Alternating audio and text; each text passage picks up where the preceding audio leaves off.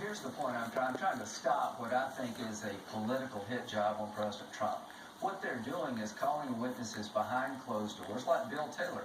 They give you a 15-page opening statement, but they don't share with you questions like, have you ever met President Trump? Do you know personally there was a quid pro quo?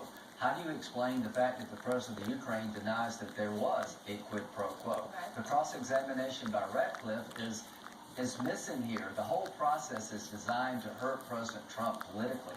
So calling somebody in the Senate is not what I'm trying to do right now. We'll have Horowitz.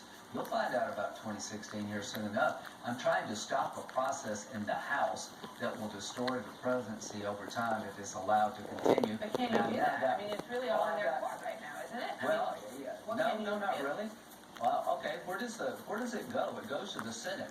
I've got 46 U.S. senators on record right now saying that the process in the House is wrong, is flawed, and it's lacking in due process. All I'm asking is to give President Trump the same rights that Nixon and Clinton had, the ability to defend yourself. How would you like to be accused of something that could destroy your presidency and they won't even tell you who the witness is? The whistleblower is still anonymous to this day.